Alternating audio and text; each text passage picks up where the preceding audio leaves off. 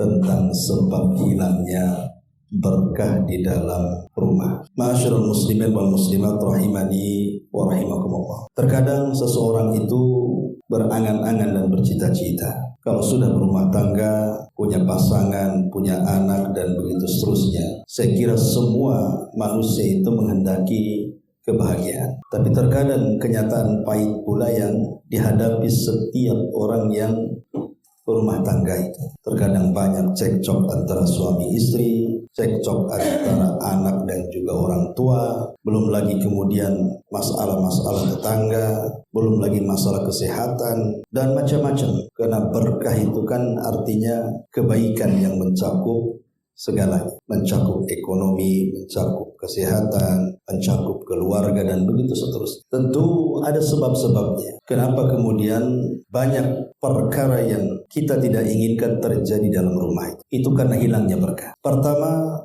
di antara sebab hilangnya berkah itu karena seseorang itu dalam waktu yang lama itu tidak pernah membaca surah Al-Baqarah. Karena Nabi SAW yang mengatakan dalam sebuah hadis yang sahih, Iqra'u surat Al-Baqarah fa inna akhdaha barakatun wa tarkaha hasratun wa la tastati'uha batalatun. Bacalah oleh kalian surah Al-Baqarah, karena siapa yang mengambilnya atau membacanya maka dia akan mendapatkan berkah, dan siapa yang meninggalkannya akan mendapatkan kerugian, dan tidak ada satupun syaitan yang mampu mendekatinya. Jadi orang yang tidak pernah membaca surah Al-Baqarah dalam waktu yang lama, padahal surah Al-Baqarah itu kan ya sekitar 2,5 juz lah, bisalah kita cicilkan. Tapi kalau dalam waktu yang lama tidak pernah dibaca surat itu akan bermasalah dalam rumah. Karena Nabi SAW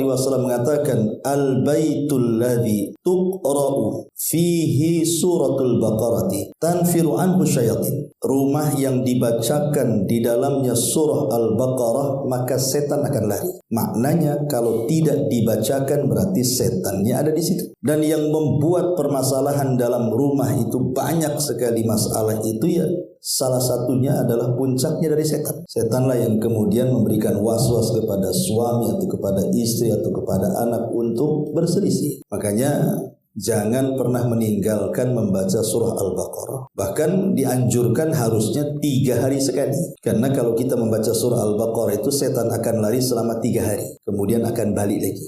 Ya minimalnya sebulan sekali lah, kalaupun tidak 3 hari sekali. Jangan kemudian berterusan tidak membaca surah Al-Baqarah. Bagi orang-orang yang mungkin tidak mampu membaca, mungkin dia mu'alaf gitu ya. Sebenarnya bukan mu'alaf, tak mau belajar Quran aja dia itu, sehingga tak bunyi kalau baca Quran padahal KTP-nya Islam. Kalau dia tidak sanggup membaca Quran kan bisa mendengarkan murattal. Ya kalau memang itu sama sekali tidak bisa membaca kan, maka alternatifnya ya mendengar.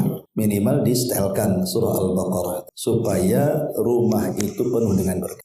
Ini yang pertama. Kemudian yang kedua, dan ini yang paling fatal, kalau orang sampai meninggalkan ini memang betul-betul Allah cabut berkahnya. Apa itu? Meninggalkan salam dan meninggalkan tasmiyah, membaca basmalah. Jadi kalau orang masuk ke rumah tidak membaca bismillah ketika membuka pintu dan tidak mengucapkan assalamualaikum warahmatullahi wabarakatuh, maka selamanya rumah tidak akan berkah. Ini sebab yang paling fatal, kalau ditinggalkan betul-betul akan hilang berkahnya. Karena Nabi SAW mengatakan, orang yang tidak pernah membaca basmalah, baik ketika membuka pintu hendak masuk, atau ketika makan, atau ketika minum, atau ketika melakukan hubungan suami istri, atau ketika aktivitas apalah yang dalam rumah, maka syaitan itu akan memanggil teman-temannya. Sebagaimana hadis yang sahih, qala syaitanu li ashabihi, maka syaitan akan berbicara dengan kawan-kawannya. Di rumah ini ada mabit untuk kalian, ada tempat tinggal untuk kalian, dan juga ada asya untuk kalian. Asya itu artinya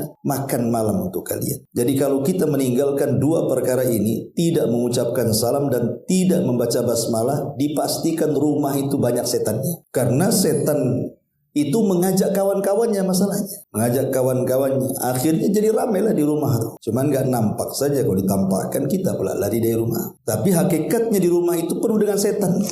Tetapi kata Nabi SAW, "Idza dakhala ar-rajulu al-baita, thumma dzakara Allah." Apabila seseorang itu masuk ke dalam rumah, kemudian dia mengingat Allah dengan baca basmalah, maka pemimpin setan mengatakan, "La mabita lakum wala asya." Tidak ada tempat di sini untuk kalian dan tidak ada makan di sini untuk kalian. Tapi sebaliknya, kalau kita tidak baca basmalah, maka setan akan menginap dan ikut makan. Termasuk juga orang yang tidak mengucapkan salam. Makanya Nabi SAW mengatakan kepada Anas ibn Malik radhiyallahu an, pembantunya, "Ya Anas, idza dakhalta baitaka," kalau kau masuk ke rumahmu, fasallim ala ahli, maka ucapkan salam kepada keluargamu. Takun barakatun laka wa li ahlika, maka salam yang kau lontarkan itu akan menjadi berkah bagi dirimu dan berkah bagi keluargamu. Ya, Ustaz, bagaimana kalau di rumah itu nggak ada orang? Nggak ada masalah. Ada orang atau tidak ada orang, tetap baca basmalah dan kita katakan assalamualaikum warahmatullahi wabarakatuh. Kenapa? Karena ada yang jawab. Siapa yang jawab? Malaikat yang di rumah tuh. Jadi walaupun di rumah itu tidak ada penghuninya, tetap kita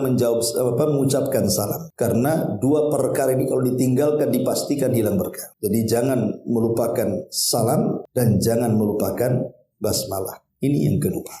Kemudian yang ketiga, tarkud dzikri, meninggalkan zikir. Meninggalkan zikir. Zikir ini kan macam-macam ya. Ada zikir pagi petang, ada zikir sebelum tidur, ada zikir keluar rumah, macam-macam zikir. Nabi SAW mengatakan, "Mathalul ladzi yadhkuru rabbah wal ladzi la yadhkuru rabbah kamathalil hayy wal mayyit." Kata Nabi SAW, permisalan orang yang senantiasa lisannya mengucapkan zikir kepada Rabbnya dan permisalan orang yang tidak pernah mengucapkan zikir kepada Rabbnya itu sama dengan orang yang hidup dan yang mati. Jadi kalau orang senantiasa berzikir, memang dia hidup tuh, jasad dan ruhnya itu. Tapi kalau seandainya tidak pernah berzikir, jasadnya saja yang hidup, ruhnya nggak ada. Dalam riwayat, kajifatil himar, seperti bangkai keledai. Orang yang tidak pernah berzikir itu. Makanya biasakan berzikir, apalagi zikir pagi petang itu betul-betul bisa menjaga kita dari syaitan. Karena zikir pagi petang itu kalau kita baca itu isinya penuh dengan tauhid. Jadi permulaannya itu rata-rata dimulai dengan kalimat la ilaha illallah. Termasuk di situ ada ayat kursihnya, ada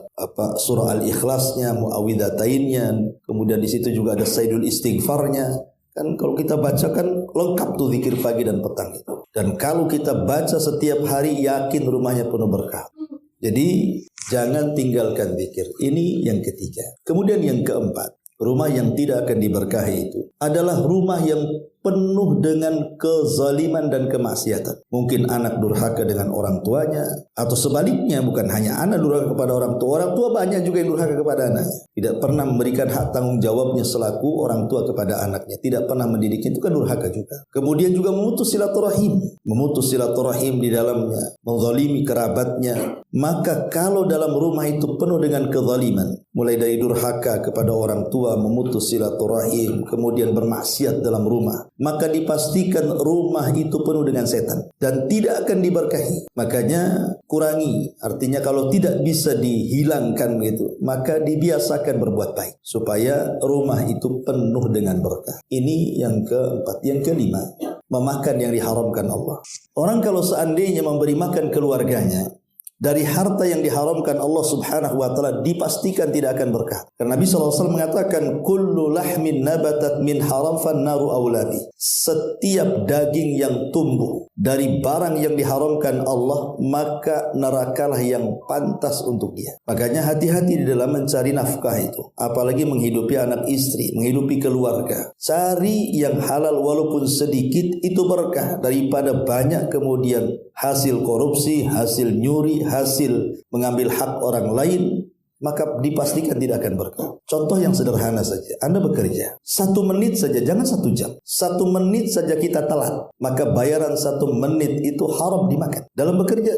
Karena Rasul yang mengatakan al-muslimu ala syurutihim, seorang muslim itu sesuai dengan syarat-syarat yang ditentukan. Ketika dia kemudian melamar pekerjaan menjadi seorang pengajar, seorang guru, seorang buruh atau apa, di situ kan ada aturan di situ. Masuk jam sekian, keluar jam sekian.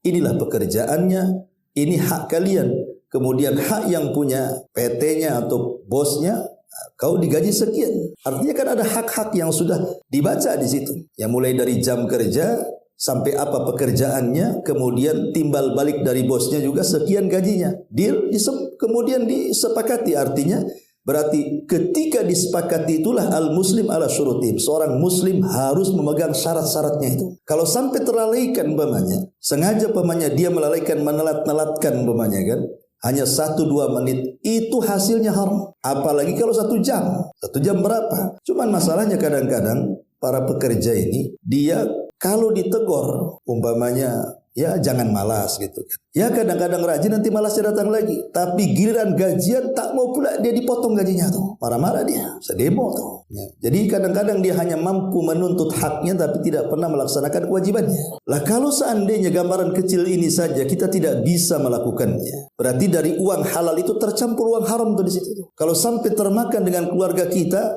maka berkah akan dicabut. Makanya kenapa kemudian Nabi SAW sampai mempermisalkan seseorang yang compang-camping pakaiannya, kemudian aur-auran rambutnya penuh dengan debu, artinya dia miskin dan dia seorang musafir. Kemudian mengangkat kedua tangannya, kemudian dia mengeluh kepada Allah, ya Rabb berdoa, tapi tidak dikabulkan doanya. Jadi Nabi SAW menjelaskan kenapa padahal ada 4 sebab orang seperti ini itu dikabulkan doanya loh.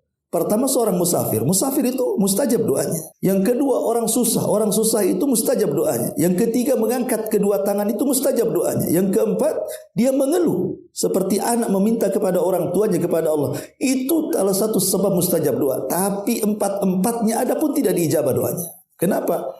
Karena doanya tidak berkah. Apa penyebabnya? Rasul mengatakan, bagaimana akan dikabulkan doanya sementara makanan yang dimakan haram, minuman yang diminum haram, pakaian yang dipakai belinya hasil haram, dan juga daging yang dimakan dia hasil dari benda-benda yang diharamkan Allah Azza wa Jalla. Makanya ketika seseorang memberi makan yang haram itu, maka tercabut berkahnya. Maka hindari makan yang diharamkan, baik secara zatnya, babi, anjing, dan begitu seterusnya, ataupun hasil dari pekerjaan kita yang haram kemudian diberikan sesuatu yang halal, tetap hukumnya haram. Maka ini perkara yang harus dihindari supaya rumah berkah. Maka hindari hal-hal memakan yang diharamkan. Kemudian yang keenam, tarkus shalah. Rumah yang tidak ada orang yang sholat di situ. Atau dia sholat kemudian tidak sholat, ya bolong-bolong kan begitu istilahnya. Atau mungkin mencukupkan yang wajib tapi tidak mau sholat sunnah. Maka orang yang kemudian meremehkan sholat, apalagi sampai meninggalkan sholat, dipastikan tidak akan berkah tuh. Kenapa? Kenapa sholat disebut sholat? Sholat itu bahasa Arab, diambil dari kalimat silah. Silah itu artinya hubung kait kita dengan Allah, tali yang menyambungkan kita dengan Allah. Itulah disebut sholat. Makanya sholat itu bagian dialog seorang hamba dengan Allah.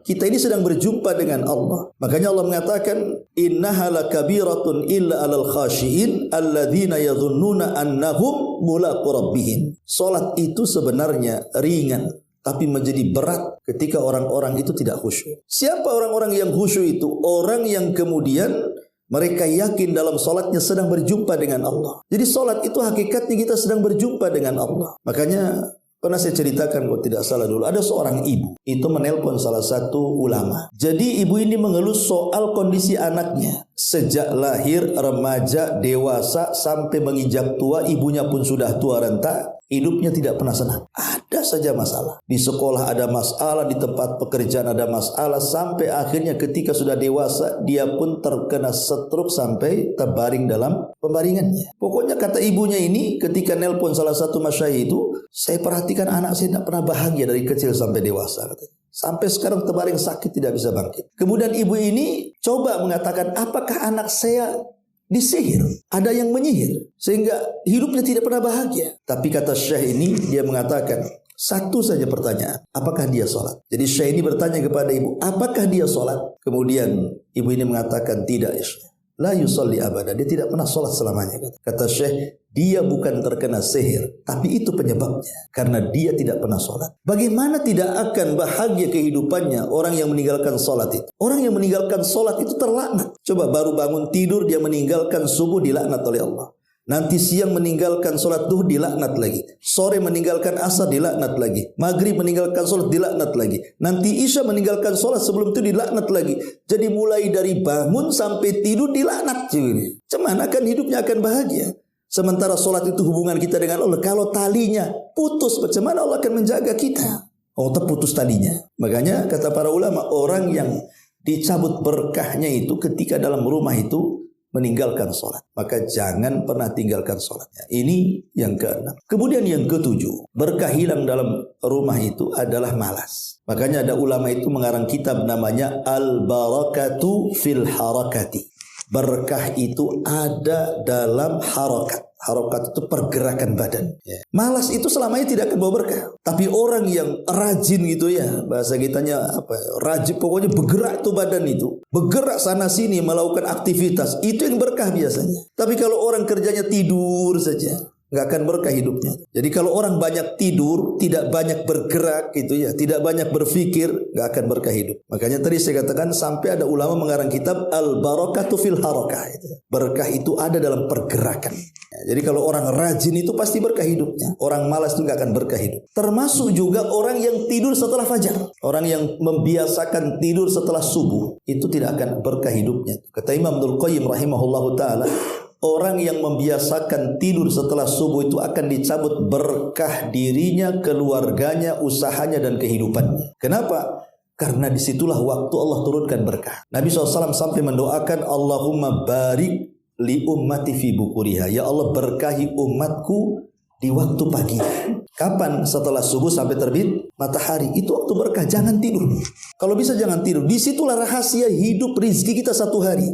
Lah habis subuh sampai waktu terbit matahari itu berdoa banyak-banyak supaya kita ini mendapatkan rizki satu hari penuh itu dengan rizki yang baik, rizki yang halal, rizki yang berkah. Minta kepada Allah, itu rahasia hidup kita di pagi hari itu. Makanya Nabi SAW mewanti-wanti. Kecuali memang mungkin kita ini lelah, letih gitu ya, atau sakit ya, mungkin terpaksa tidur kan. Tapi kalau seandainya kita tidak lelah, kita tidak sakit, hanya malas saja kemudian tidur habis subuh, dipastikan tidak berkah hidupnya. Makanya lihat bagaimana Nabi SAW memanfaatkan setelah subuh itu untuk menyerbu dalam peperangan. Rasul tidak pernah menyerbu dalam sebuah peperangan itu di siang hari, di sore hari, di malam hari. Tidak ada sejarahnya. Rasul kalau nyerbu dalam peperangan itu nunggu setelah subuh. Kenapa? Karena di situ ada angin, namanya angin soba. Kata Nabi SAW, nusirtu bis soba wa uhlikatil adu bid-dabur. Aku ditolong dengan angin soba. Angin soba itu ada di pagi hari. Setelah subuh sampai terbit matahari, itulah angin itu yang membawa keberkahan. Makanya kalau jam-jam ya 5:30 sampai terbit matahari itu buka jendela.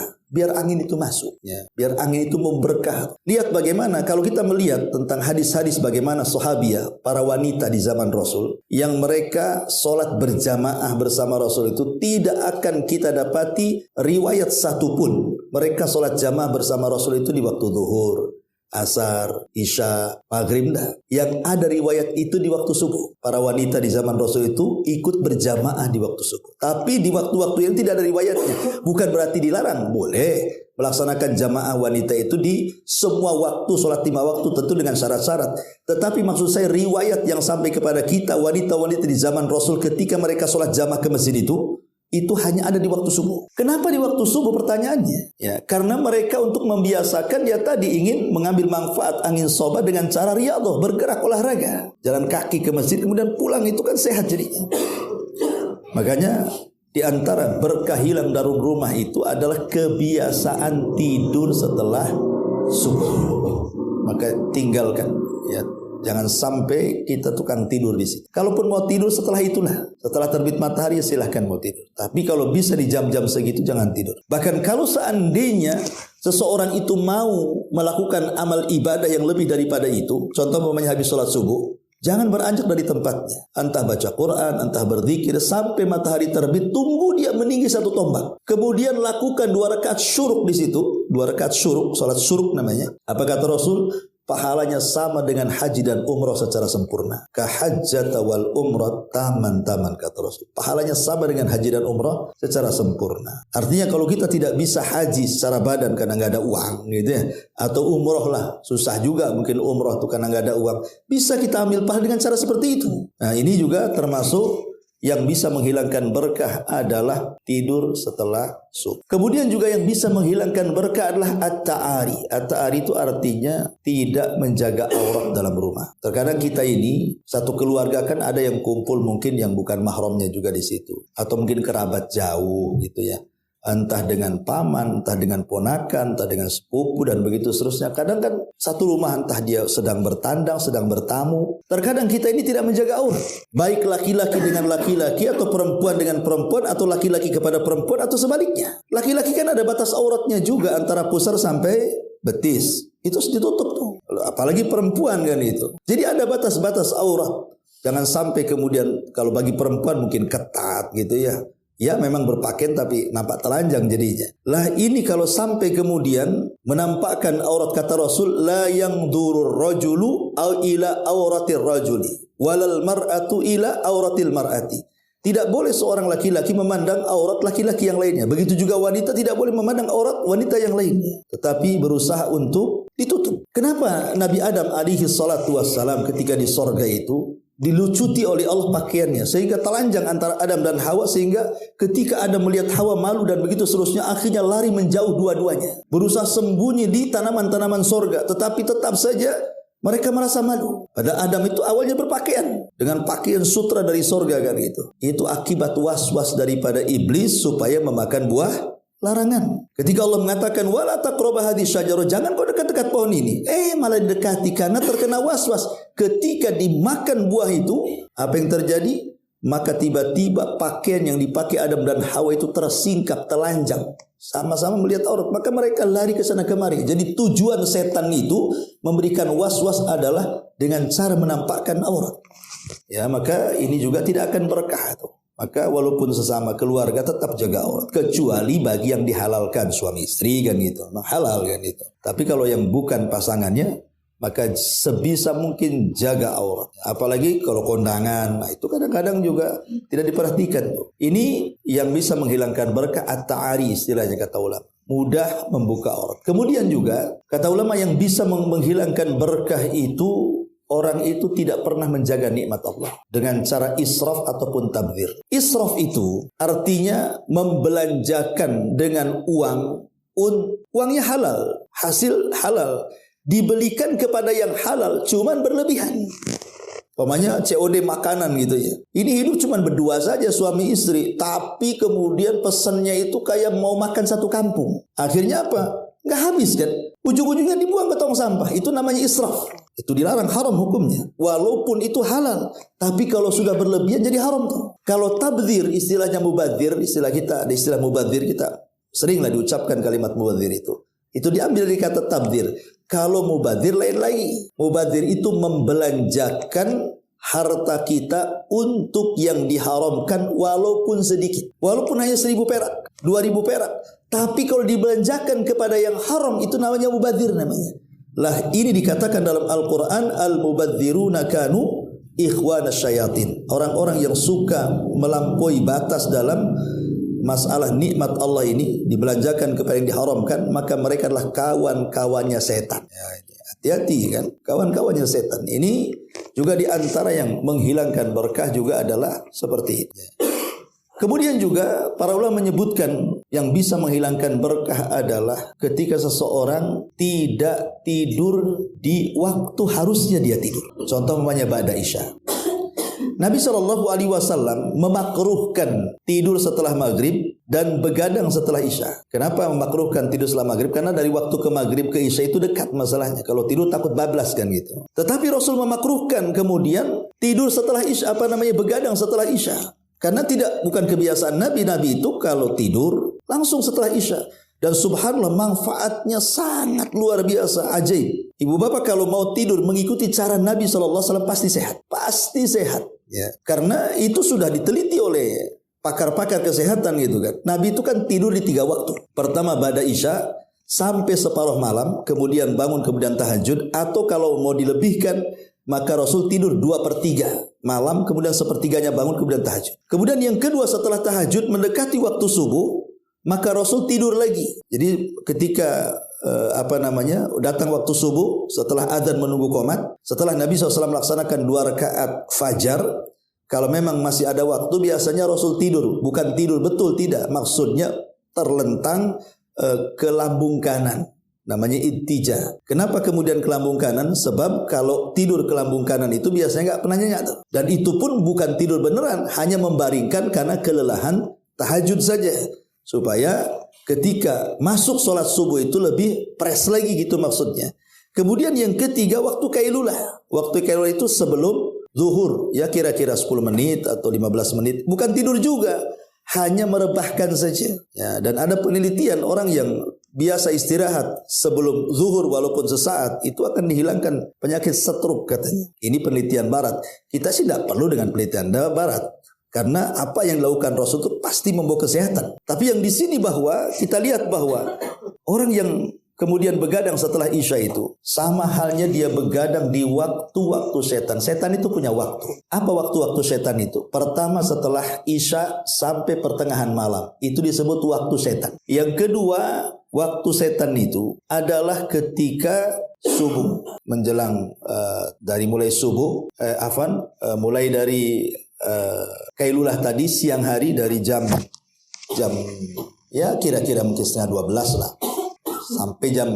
sampai zuhur, itu waktu setan. Makanya Nabi SAW mengatakan tidurlah siang karena setan tidak pernah tidur siang. Jadi setan itu juga tidur juga. Tapi tidurnya bukan siang mereka kan. Lah makanya dalam rangka menyelisihi setan itu kita baring sesaat lah, walaupun bukan tidur itu. Nah, sleep chicken tuh apa namanya itu? Ya yang tidurnya gini, pokoknya sebentar aja lah, 10 menit jadilah. Nah itu untuk menyelisih setan sebenarnya. Nah, jadi itu waktu-waktu setan. Kenapa setelah Isya sampai dan kemudian menjelang maghrib yang ketiga? Itu waktu setan juga. Makanya Rasul melarang tidak boleh di waktu menjelang maghrib anak-anak keluar. Dilarang. Kata Rasul, jangan kau keluarkan anak-anak kalian di waktu itu. Karena di situ tempat bermainnya setan. Tahu kesurupan di anak kita. Nah termasuk juga pada Isya. Kadang-kadang setan itu kemudian memberikan permainan kepada kita sehingga kita sengaja tidak tidur dan baru tidur itu nanti tengah malam. Nah kalau tidurnya kalau sudah lewat jam 12 itu kan rata-rata susah tuh tidur itu. Kecuali orangnya tiduran ya kan, jam berapa aja bisa dia. Tapi umumnya orang kalau sudah lewat jam 12 susah tidur. Nanti itu kalau sudah mendekati jam 3, itulah ngantuk-ngantuknya. Di saat tahajud dia ngantuk, nanti bablas subuhnya. Memang itu agenda setan. Makanya kenapa Allah Subhanahu wa taala sampai mengingatkan dalam suratul Falaq itu, Qul a'udzu birabbil falaq min syarri ma khalaq wa min syarri ghasiqin idza waqab. Ghasiq itu artinya malam. Apabila menutup, kita disuruh berlindung kepada malam apabila menutup, seperti kita berlindung kepada setan. Karena umumnya niat jahat itu muncul di malam hari. Orang di siang hari itu terkadang mau maksiat itu malas karena mungkin aktivitas bekerja. Tapi kalau sudah malam itu yang tadinya niat tidak maksiat jadi maksiat tuh, kepikiran maksiat ya. Nauzubillah, entah datang ke tempat-tempat maksiat, ke lokalisasi, ke tempat-tempat mabuk, ke tempat apalah pokoknya, ya. Karena kejahatan itu menguat di malam hari. Termasuk juga berbagai macam virus, berbagai macam itu kan disebar di malam hari. Termasuk tukang sihir kalau ngirim sihir itu di malam hari. Tidak ada tukang sihir itu ngirim sihir di waktu duha, ya. Kenapa? Setannya lagi lemes itu. Jadi kekuatan setan itu ada di malam hari. Ya, makanya lihat kejahatan dan kemaksiatan itu umumnya di malam hari. Lah dari sinilah kenapa kemudian Allah meminta kepada kita hambanya untuk berlindung dari malam apabila gelap gulita. Lah itu waktunya setelah Isya sampai pertengahan malam. Nah, itulah waktu-waktu digodanya kita jangan tidur. Dibuatnya kita keliling kuliner gitu ya. Atau ngobrol sana sini. Sebenarnya ngobrol setelah Isya itu boleh-boleh saja kalau ada dua manfaat. Pertama manfaat dunia atau manfaat akhirat. Ini dunia tidak dapat, akhirat tidak dapat, hanya ngalor ngidul, ngetan ngulon gak jelas gitu saja. Ya nggak dapat apa-apa lah itu. Itulah nggak hilang berkahnya tuh. Makanya orang yang tidur setelah Isya itu dicabut berkahnya. Nah, ini juga disebutkan para ulama. Kemudian juga berkah akan hilang juga ketika seseorang kemudian sama sekali tidak membaca Quran. Kalau tadi yang pertama itu kan membaca surah Al-Baqarah. Ini sama sekali tidak baca Quran. Padahal dia seorang muslim tuh. Ya, kalaupun kita tidak bisa membaca Al-Quran, membaca surah Al-Baqarah gitu yang panjang 2 juz setengah. Ya minimalnya surah-surah pendek jadilah kan gitu. Masa kita tidak membaca Al-Quran. Mungkin kalaupun tidak dibaca di luar ibadah, bacalah dalam ibadah sunnah. Dan kalau bisa jangan tinggalkan ibadah sunnah. Bagi laki-laki bukan ibadah wajib, sholat itu kan di masjid ya. Tapi juga disunnahkan kalau ibadah sunnah itu di rumah. Ya, sholat sunnah itu di rumah supaya berkah di situ. Karena Rasul yang melarang jangan kau jadikan rumah kalian seperti kuburan. Kuburan itu kan senyap, sepi gitu ya. Angker. Jangan pula rumah kita jadi kayak gitu, enggak baca Quran, ya enggak ada sholat sunnah di situ, enggak ada zikirnya. Maka rumah-rumah yang seperti ini dicabut berkahnya. Ya, oleh karena itulah maka penting perkara-perkara seperti ini harus dilaksanakanlah. Termasuk ini yang penting juga. Jangan tanamkan hasad dalam rumah. Sebenarnya saya, ibu atau bapak atau siapapun itu pasti punya hasad. Tidak mungkin manusia tidak punya hasad. Manusia itu pasti punya hasad. Tetapi orang baik dia sembunyikan hasadnya. Orang jahat ditampakkan pula hasad. Jadi hasad itu selama disembunyikan maka tidak ada masalah. Hasad itu menjadi bahaya ketika ditampakkan. Makanya kenapa Allah mengatakan min syarri hasidin idza hasad, dari keburukan orang yang hasad ketika dia menampakkan hasadnya. Karena hasad itu mencabut berkah. Ya, gimana orang hasad itu tidak akan tenang hidupnya? Karena hidupnya itu memandang orang lain terus, tidak pernah mandang dirinya itu. Kenapa si kok rumahnya makin besar, makin tingkat? Kenapa pula mobilnya makin bagus? Kenapa pula tanahnya makin luas? Akhirnya memikirkan orang nggak sehat hidupnya kan. Naik rumah tetangga, naik pula tensi dia. Bayangkan. Naik tingkat 3, lebih naik lagi stroke akhirnya coba kan. Tetangga beli mobil, stres dia. Tetangga naik mobil, dia pula naik ambulan. Repot kan gitu kan. Nah ini masalah. Orang yang hasad itu diistilahkan para ulama halakal hasid qoblal mahsud. Orang yang hasad itu biasanya hancur duluan daripada yang dihasadi. Karena yang dihasadi kan tenang-tenang saja. Tapi ingat, terkadang orang hasad itu punya ain dalam matanya. Ain itu penyakit sihir arti. Jadi ada penyakit yang disebut ain, dan rata-rata manusia mati itu karena ain. Rata-rata manusia itu tanpa sadar itu mati karena ain. Dari ain itulah lahir banyak penyakit itu. Dan itu berdasarkan hadis Nabi. Selain daripada qada dan takdir Allah yang banyak menjadikan manusia itu meninggal karena ain. Ain itu penyakit sihir yang timbul dari orang hasad. Dari ain itulah akhirnya kita sakit, entah macam-macam penyakit kan. Lah, di sini kita juga harus waspada dengan orang-orang yang hasad kepada kita. Maka biasakan kalau kita diberikan nikmat oleh Allah supaya tidak dihasadi orang, banyak-banyaklah berdoa dengan doa keberkahan. Dengan kata lain, lawanlah hasad dengan lawannya. Lawan hasad berkah, karena berkah itu kan menambah nikmat. Kalau hasad itu mengurangi nikmat, bahkan menghancurkan nikmat.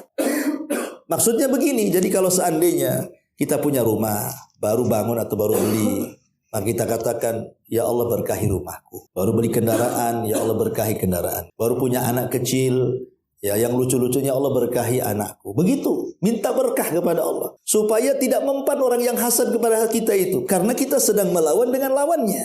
Karena berkah itu kan menambah nikmat. Sementara orang itu hendak menghancurkan nikmat kita kan. Nah, makanya berkah itu lawan daripada hasad.